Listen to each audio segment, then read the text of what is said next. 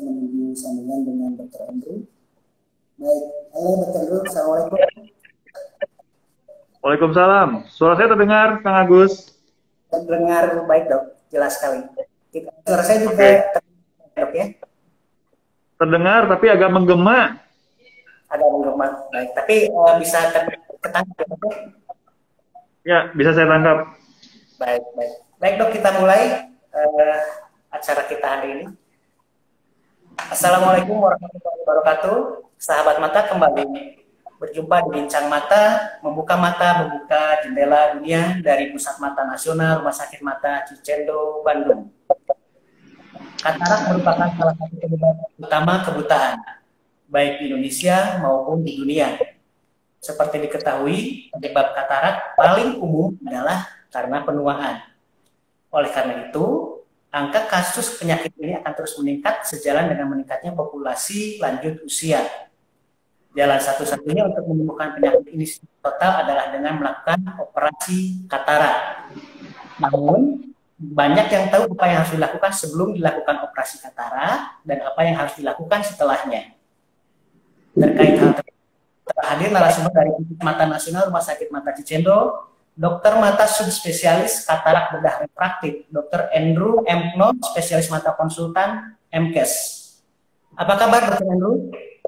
Alhamdulillah sehat, Kang Agus.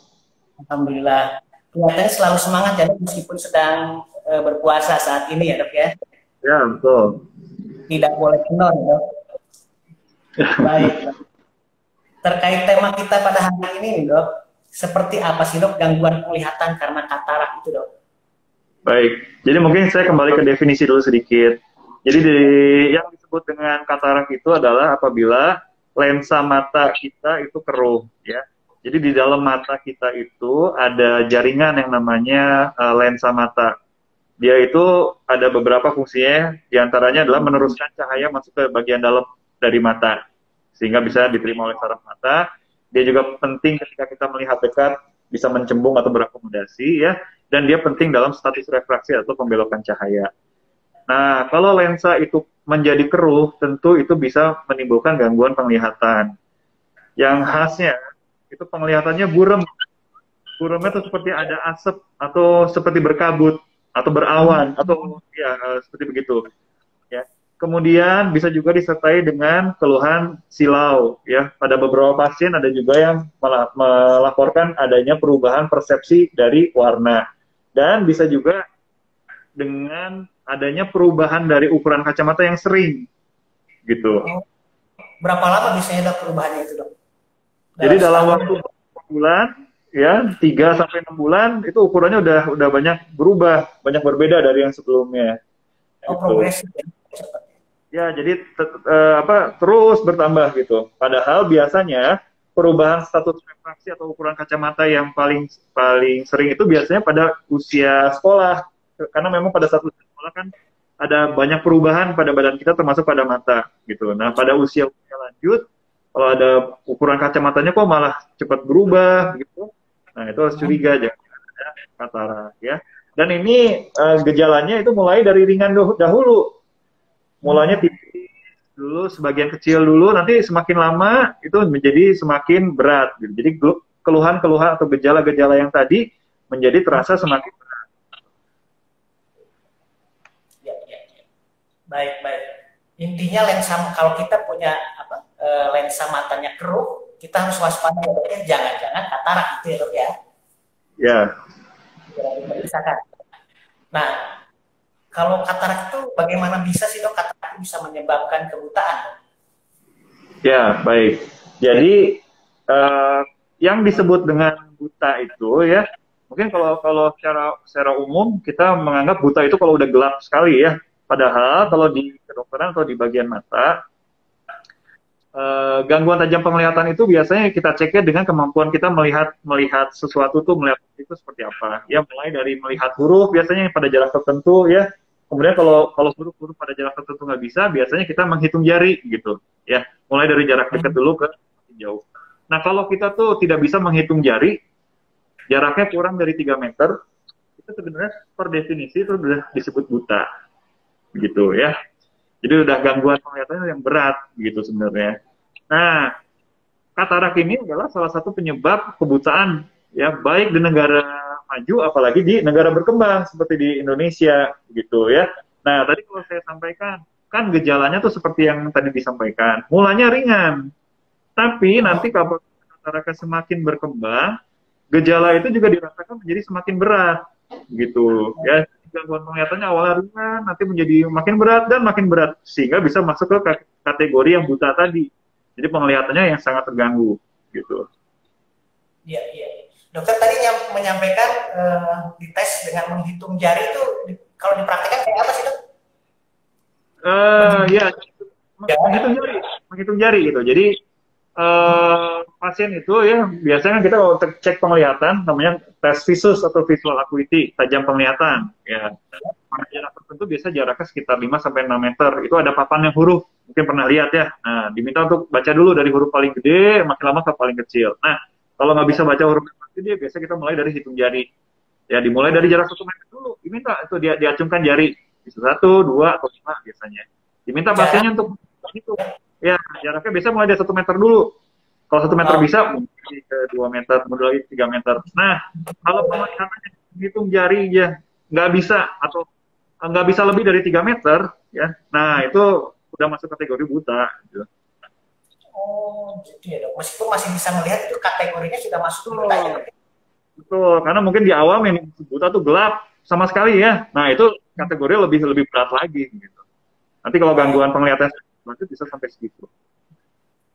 Nah, bagi sahabat mata nih ada yang baru itu gimana menghitung jari. Jadi jangan hanya menghitung THR aja nih sekarang nih, harus tahu juga tentang menghitung jari ya. Sudah THR.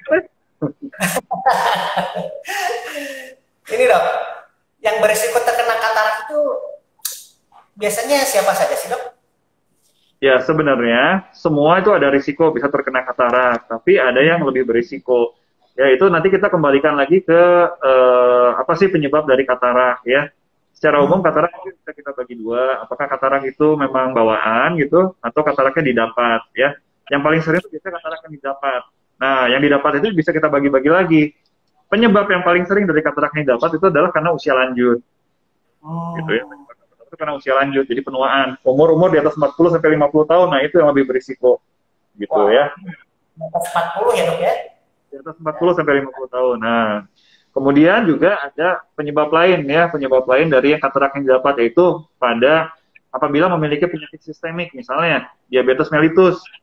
Oh. Ya.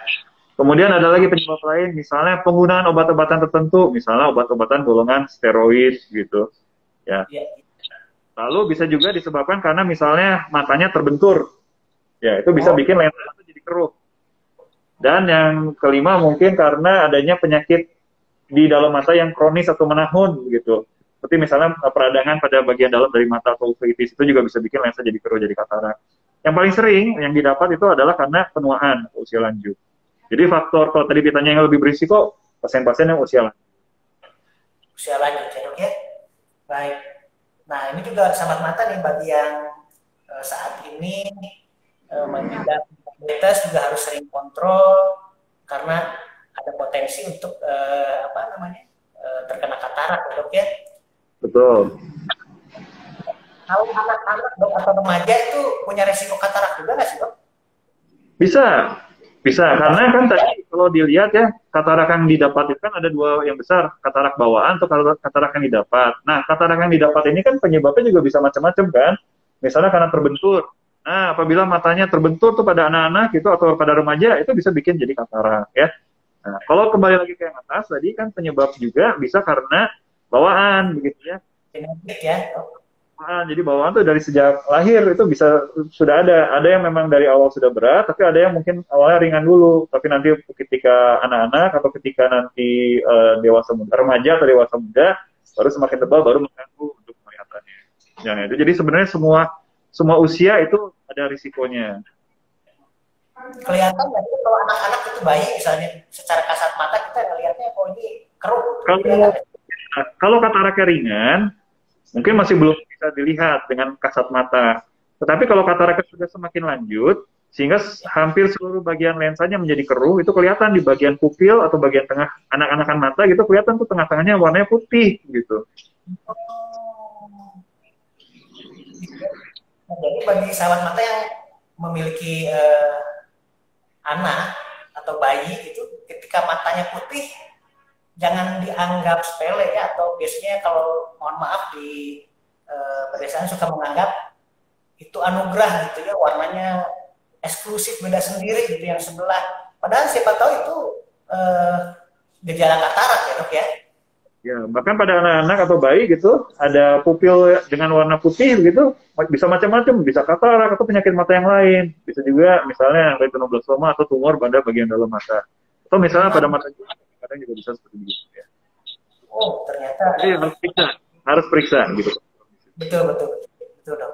Nah, hati-hati ya sahabat mata sekalian, seperti yang dijelaskan dokter Andrew ya. Nah, kalau jenis katarak itu sendiri dok, apa saja dok? Jenis katarak sebenarnya kita bisa bagi macam-macam, bisa dari penyebabnya ya, bisa dari lokasi di lensanya di sebelah mana, atau bisa dari stadiumnya atau berat ringannya gitu. Bisa dibagi-bagi berdasarkan itu sih. Misalnya kalau kataraknya karena usia, kita sebutnya katarak senilis karena usia lanjut. Atau katarak yang karena benturan, kita sebutnya katarak traumatika. Gitu. Kalau katarak yang misalnya karena obat-obatan atau penyakit mata yang lain, kita suka sebutnya itu menjadi katarak komplikata. Itu dari segi penyebab. Nah, kalau dari segi lokasinya juga kita bisa bagi dari segi anatomis gitu maksudnya ya. Pada lensa bagian mananya sih yang lebih keruhnya? Kalau bagian inti dari lensa, bagian tengah namanya katarak nuklear. Di bagian paling belakang itu subkapsular posterior. Kalau di bagian lebih pinggir mungkin kortikal. Itu kalau dari anatomis ya. Ya di bagian mananya gitu yang keruhnya.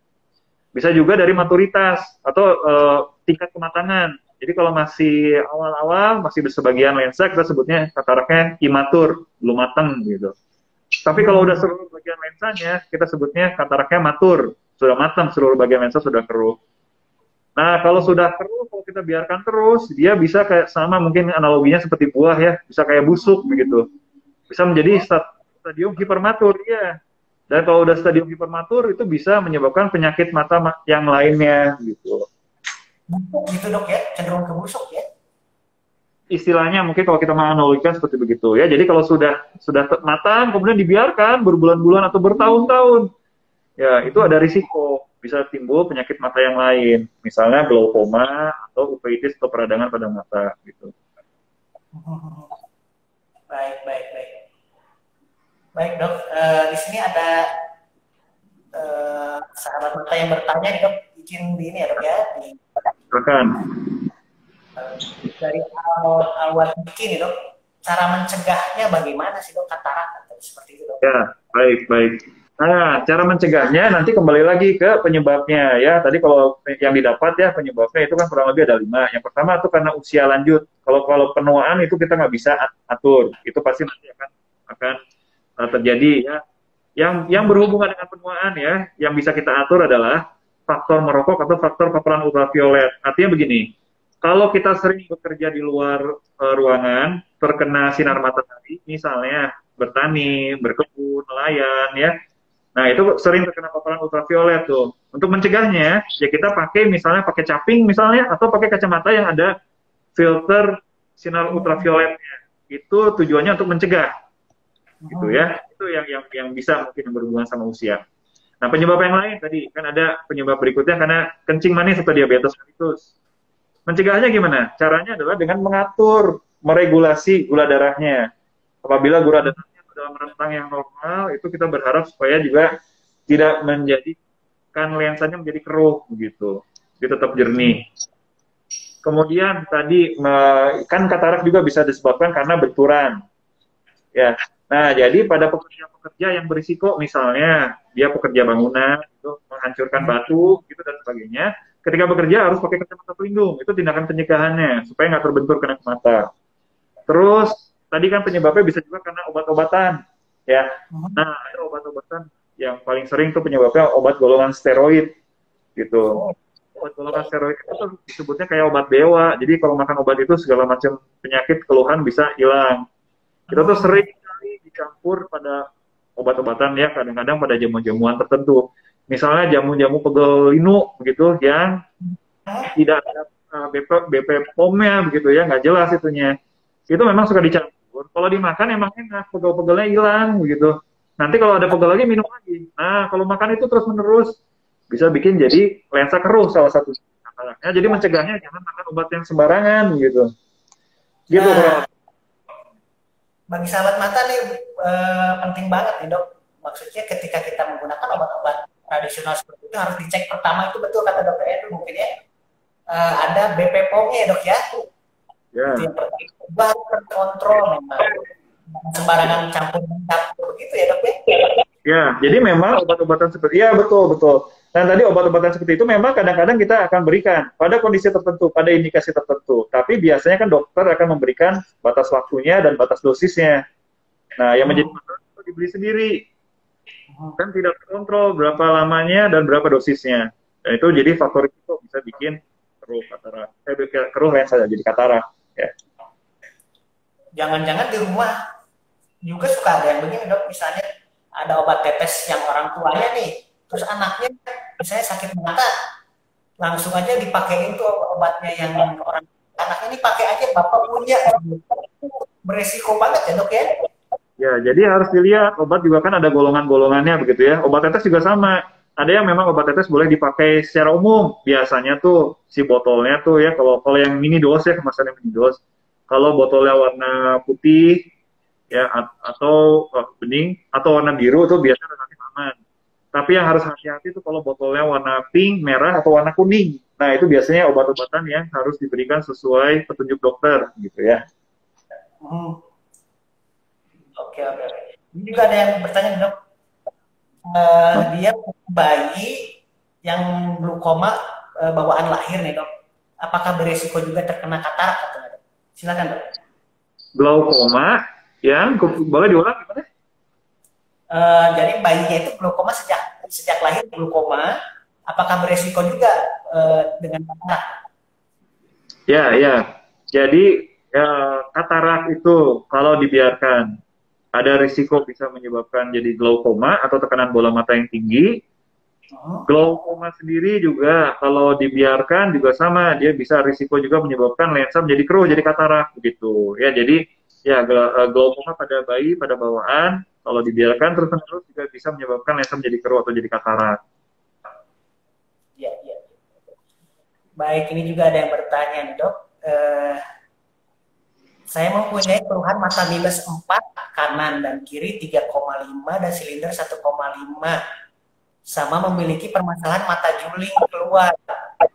Pengobatan ke Cicendo bisa pakai BPJS enggak? Ya, ini izin saya jawab, nanti dokter bisa namakan. Ini mungkin bisa digunakan BPJS kesehatannya dengan sistem rujuk berjenjang ya, begitu.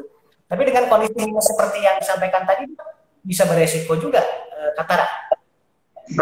Saya pikir mungkin tidak ya, tetapi kan tadi ada itu ya, masalahnya kan matanya minus ya, ada minus berapa tadi 4 sampai 3,5 dan ada silindris, lalu matanya tampak juling karena keluar gitu ya.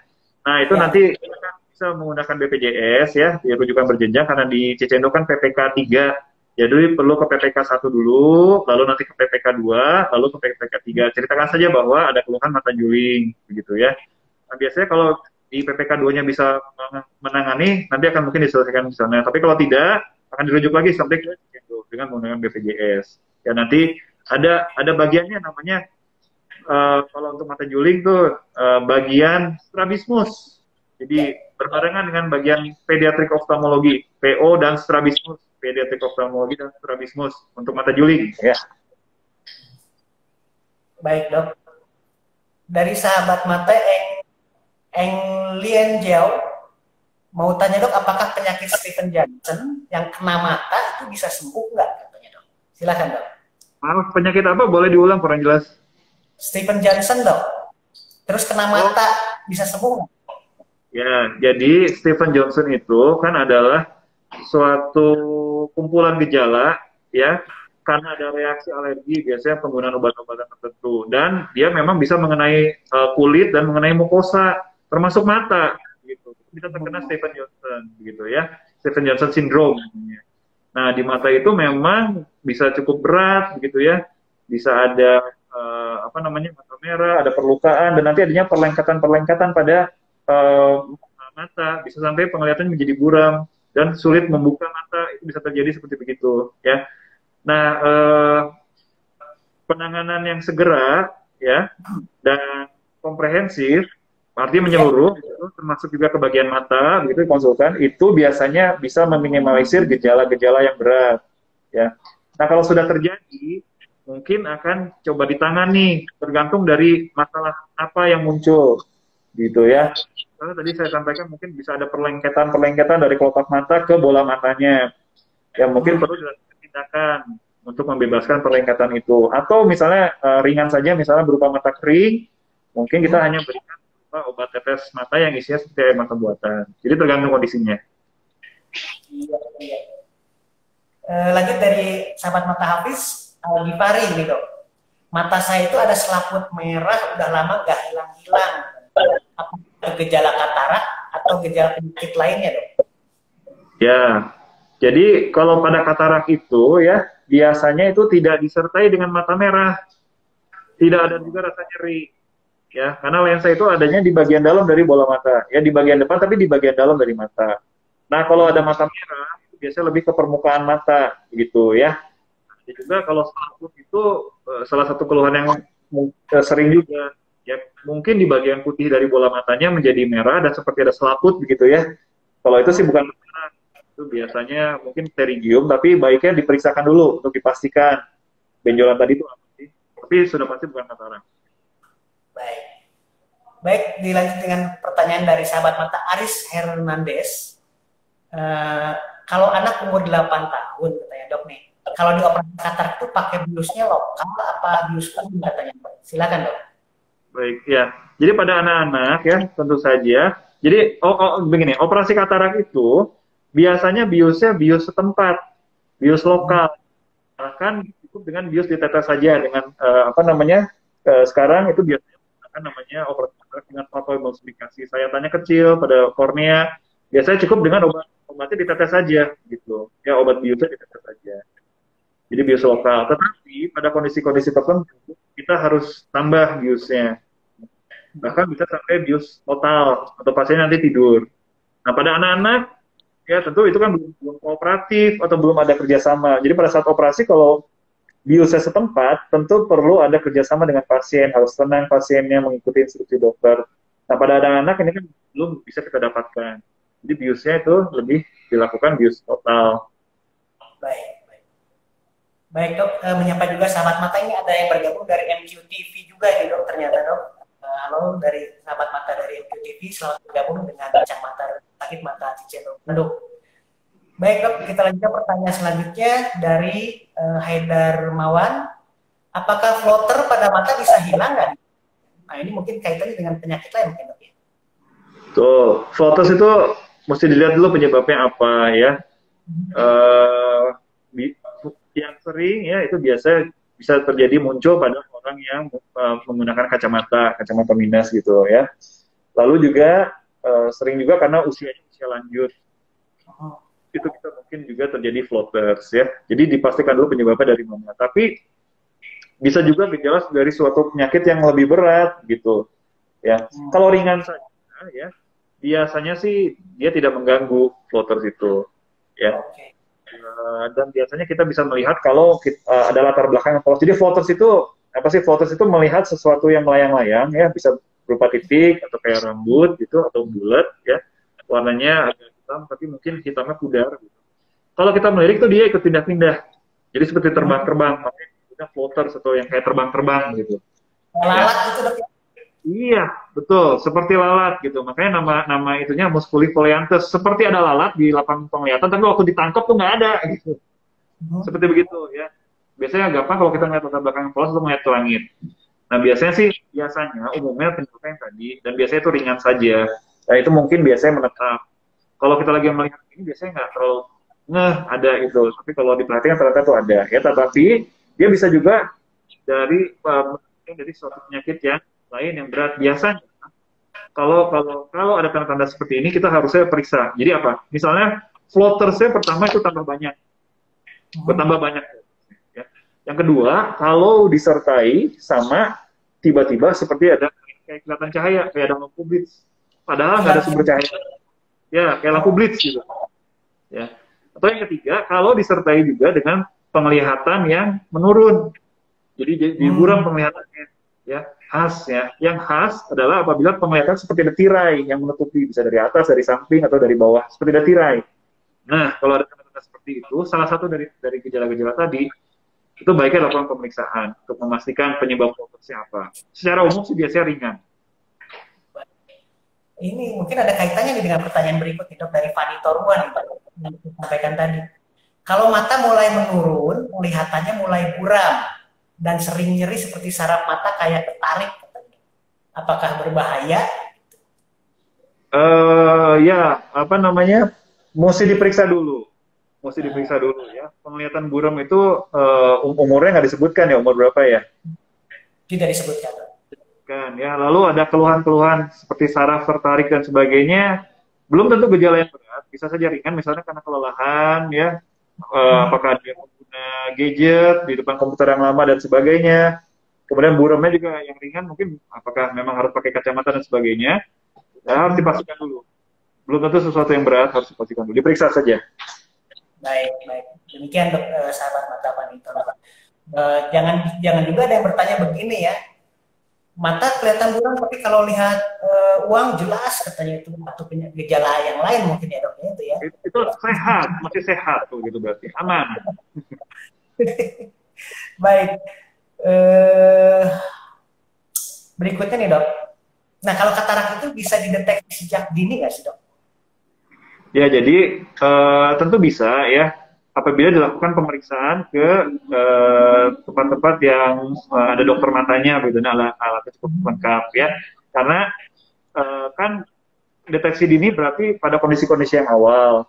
Kalau pada kondisi awal tadi, gejala-gejala yang tadi yang kita sebutkan pertama itu biasanya ringan. Nah, kalau dia datang dilakukan pemeriksaan, mungkin saja itu bisa ketahuan pada kondisi yang awal tadi untuk dilihat apakah memang keluhan-keluhan tadi itu berhubungan dengan adanya kekeruhan pada lensa matanya.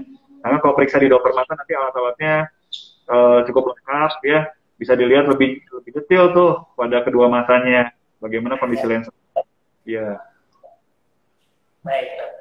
Nah, ini berkaitan dengan tema kita hari ini, Dok. Ya. Kalau seseorang sudah dinyatakan katarak, siap dioperasi, Dok. Ya. Kapan mata seseorang harus dilakukan tindakan operasi yang diakibatkan katarak? Baik ya. Jadi begini, kalau katarak tadi kan mulanya ringan dulu ya. Kalau kataraknya masih tipis ya, mungkin yang terganggu itu tadi ukuran kacamatanya berubah, gitu ya. Nah, jadi kalau pasiennya merasa dengan diberikan kacamata, penglihatannya lebih jelas, sehari-hari itu jadi bisa gitu penglihatannya dengan menggunakan kacamata itu. Boleh saja pasien tadi menggunakan kacamata dahulu. Ya, dengan catatan kataraknya masih tetap ada. Dan dengan berjalannya waktu, bisa saja nanti makin tebal kataraknya. Kalau makin tebal, pertama katarak, ukuran kacamata mungkin akan cepat berubah. Kedua, suatu waktu mungkin kataraknya akan sudah tidak bisa terbantu lagi dengan kacamata. Gitu. Ya. Jadi kalau tidak dioperasi seperti begitu biasanya. Nah, kapan katarak itu dioperasi? Pertama, kalau penglihatan sudah terganggu, untuk aktivitas sehari-hari sudah tidak nyaman. Dengan diberikan kacamata juga masih tidak nyaman. Begitu. Nah, itu indikasi penglihatan yang terganggu. Yang pertama. Kedua, apabila kataraknya sudah menyebabkan penyakit yang lain, misalnya kataraknya sudah menyebabkan glaukoma atau tekanan bola mata tinggi atau menyebabkan uveitis. Nah, itu harus di sumber utamanya harus ditata laksana supaya penyakit yang ikutannya menjadi teratasi juga gitu. Jadi itu indikasi atau kapan yang harus dioperasi katarak. Baik. Mungkin sahabat mata belum banyak yang tahu nih, Dok, uveitis itu seperti apa sih, Dok? Uveitis itu peradangan pada bagian dalam dari bola mata. Tanda-tandanya biasanya ada mata merah, disertai dengan penurunan penglihatan atau penglihatan jadi buram. Nah, ini juga sama, buramnya bisa kayak berkabut juga, berasap gitu. Tapi biasanya kalau uveitis itu bisa kambuhan, jadi bisa sembuh, nanti bisa muncul lagi. Gitu, ya. Nah, jadi bedanya dengan tadi, kalau katarak itu tidak disertai dengan warna merah, gitu ya. Iya, iya, iya. Nah, ini nih dok, ketika harus dilakukan operasi, persiapannya apa saja sih dok untuk operasi katarak? Apa yang harus dilakukan dan apa yang jangan dilakukan? Ya, jadi persiapan kalau mau operasi katarak itu kita akan lakukan pemeriksaan mata secara lengkap, ya. Tadi mulai dari menilai berapa sih kemampuan penglihatannya, kemudian bagaimana kondisi mata yang lainnya, apakah masalahnya hanya di lensa yang keruh saja atau ada masalah yang lain yang juga bisa berpengaruh terhadap kemampuan penglihatan, begitu, ya. Nah, nanti kalau sudah diputuskan ini memang katarak dan harus dioperasi. Nah, itu harus melalui beberapa pemeriksaan, jadi persiapan operasi, ya. Jadi nanti ada pemeriksaan kondisi mata, ya, karena operasi katarak itu pada prinsipnya nanti lensa yang keruh itu akan diambil lensa yang keruhnya. Kita akan tinggalkan kantung lensanya saja, ya. Nah, nanti lensa yang keruh yang diambil tadi akan digantikan fungsinya oleh lensa buatan atau lensa tanam, gitu ya. Dan lensa tanam itu perlu diukur, setiap orang bisa berbeda-beda besarnya, besar powernya, besar kekuatannya. Ya, jadi nanti sebelum dilakukan operasi katarak kita lakukan pemeriksaan itu, ya, untuk pemeriksaan kondisi matanya, berapa ukuran lensa yang mau ditanam, itu salah satunya. Yang kedua juga nanti akan dilakukan pemeriksaan laboratorium untuk melihat apakah pasien ini cukup sehat untuk menjalankan operasi, gitu ya. Termasuk juga tentu yang dasar adalah bagaimana tekanan darahnya, ya, dan di antara dari laboratorium itu bagaimana misalnya gula darahnya juga, gitu ya. Nah, apabila nanti hasil pemeriksaannya sudah lengkap, bagus, artinya pasien tadi cukup sehat untuk menjalankan operasi, baru kita siapkan untuk operasinya, gitu ya. Jadi operasi katarak itu disebutnya operasi elektif atau terjadwal, ya. Jadi bisa kita siapkan dulu dengan matang, dengan baik-baik, ya. Nah, mungkin agak berbeda dengan kalau usus buntu, ya, usus buntu, begitu udah ketahuan nih ada usus buntu, biasanya kan pasiennya kesakitan, demam, dan sebagainya, itu operasi situ namanya. Nggak boleh pulang pasiennya biasanya, langsung dioperasi saat itu juga. Karena kalau ditunda berapa jam saja itu bisa makin berat, gitu kan. Kalau katarak, kondisinya berbeda. Dia bisa makin berat, tapi biasanya butuh waktu bulanan, bahkan mungkin tahunan untuk menjadi berat. Sehingga jenis operasinya namanya operasi elektif. Baik, baik. Elektif ya namanya dok. Baik dok. Nah, bila setelah ini persiapan yang setelah dioperasi. Nah, setelah dilakukan operasi itu apa yang harus dilakukan dan jangan dilakukan dok setelah operasi? Ini hal yang penting juga ya. Jadi keberhasilan dari operasi itu bukan hanya dari pada saat persiapan, pada saat operasinya. Itu tentu penting pada saat operasinya ya. Tetapi sesudah operasi juga ini penting juga ya. Jadi untuk dijaga hasil operasi biar tetap bagus gitu ya, karena komplikasi atau sesuatu yang buruk itu bisa juga terjadi sesudah dioperasi ya. Makanya ada beberapa yang perlu kita lakukan dan ada beberapa yang perlu kita hindari gitu ya. Nah, sekarang apa yang perlu kita lakukan dulu? Pertama, tentu menggunakan obat-obatan sesuai anjuran dari dokter ya. Yang kedua, mengikuti jadwal kontrol. Biasanya kontrol pertama tuh 1 hari sesudah operasi katarak.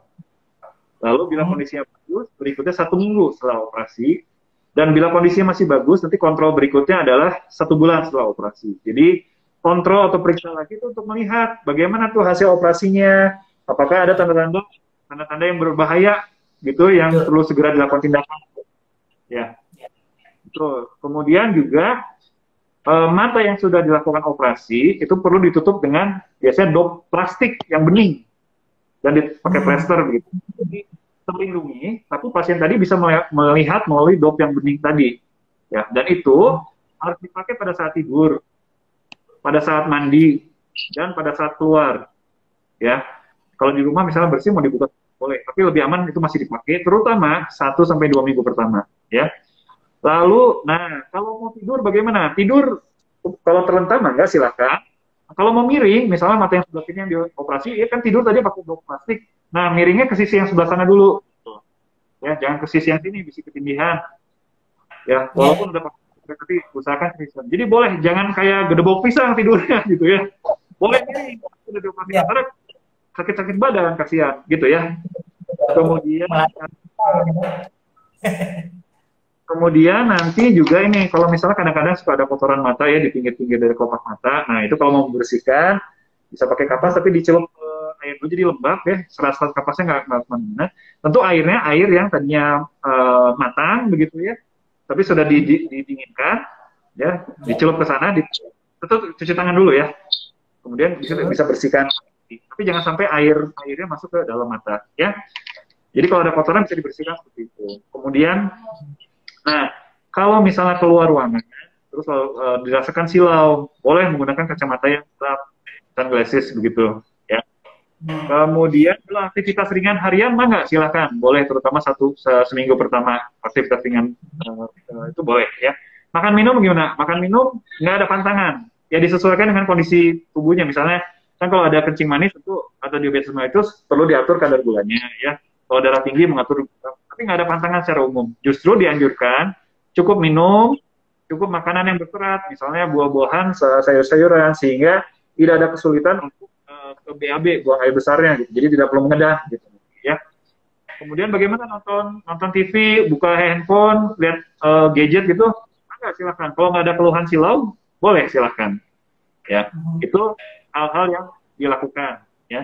Nah sekarang larangannya apa? Larangannya air nggak boleh masuk ke dalam mata. Ya. Nggak boleh digosok-gosok matanya.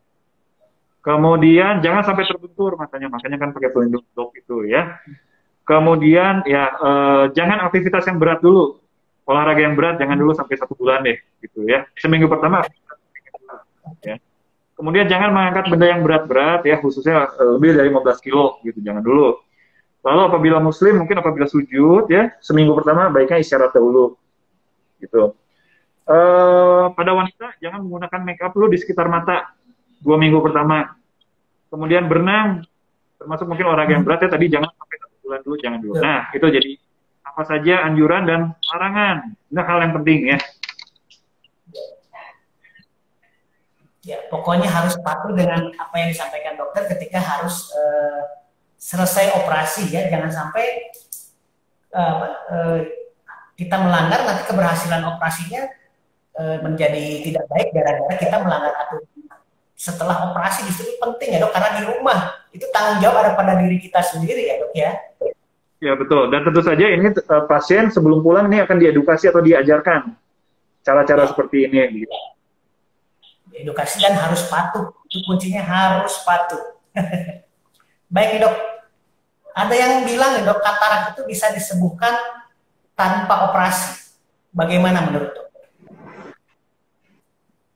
Ya, sampai sekarang belum ada obat-obatan, baik yang ditetes, yang diminum, kemudian yang disuntik, begitu, yang bisa membuat lensa yang sudah keruh menjadi jernih kembali, itu belum ada yang terbukti. Jadi satu-satunya jalan yang definitif gitu untuk menyembuhkan katarak tuh hanya dengan dilakukan operasi, gitu. Ya, hanya itu satu-satunya jalan. Baik.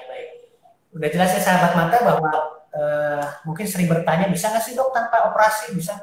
Jadi jawaban dari dokter itu mudah-mudahan bisa memberi pencerahan bagi kita semua mengenai hal ini.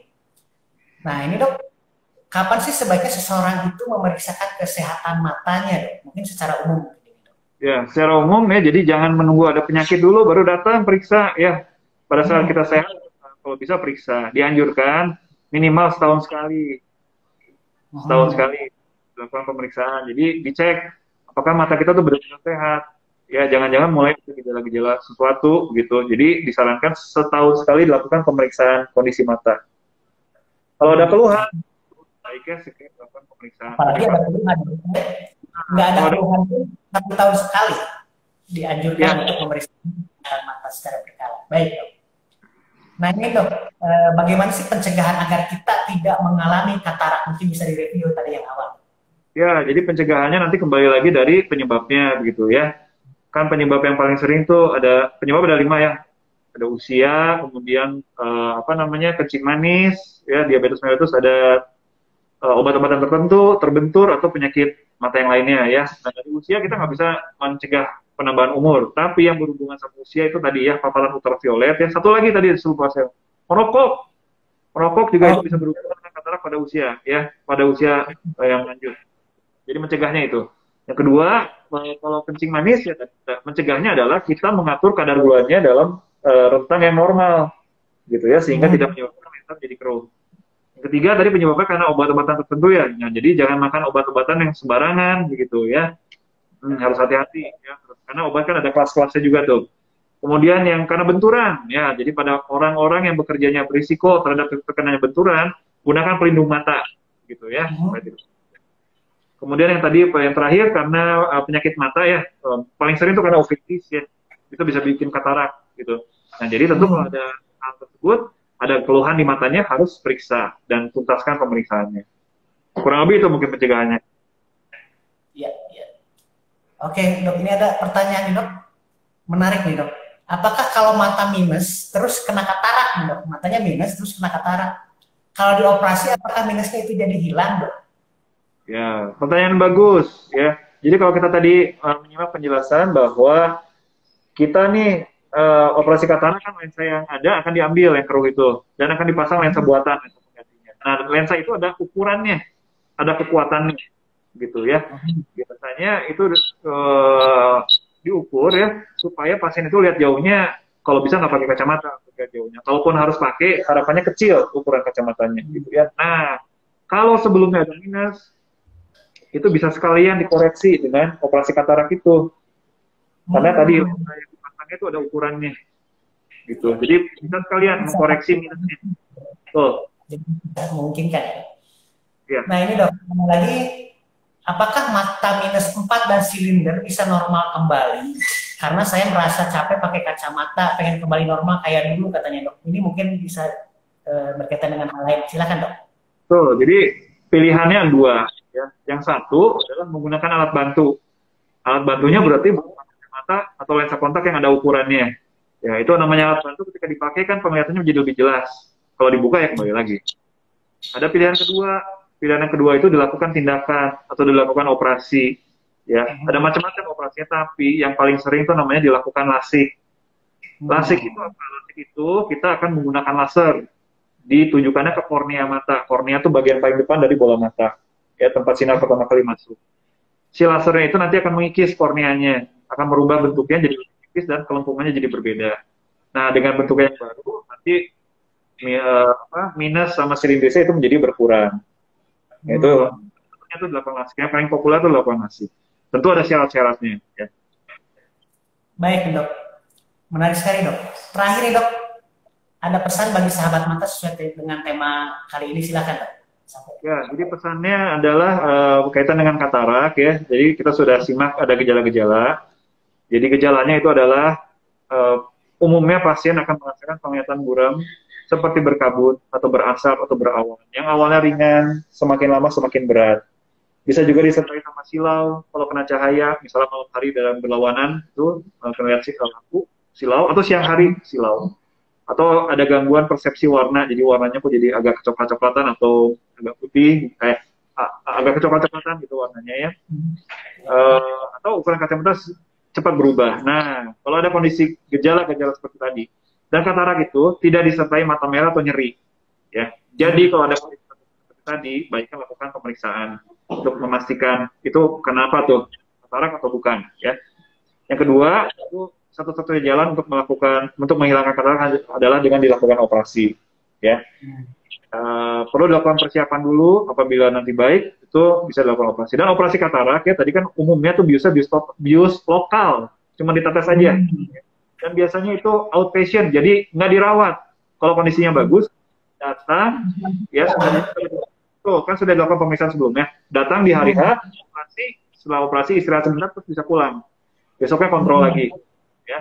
Nah, dan poin yang cukup penting yang kita bahas pada topik kali ini adalah ada hal-hal yang penting sesudah operasi yang perlu dilakukan dan jangan dilakukan untuk menjaga supaya hasil operasinya bisa baik, tidak muncul komplikasi sehingga muncul masalah-masalah ke depannya. Dan kita kan pengen hasil operasi kataraknya bermanfaat bagi pasien. Jadi ini poin penting juga, ya. Baik. Terima kasih Dr. Andrew. Sebelum kita akhiri, izin salam sehat mata dok, kita foto sejenak. Ya. Tahan dok. Satu, dua. Baik, sekali lagi, Dok. Sekali lagi. Oke. Sekali lagi. Oke, siap.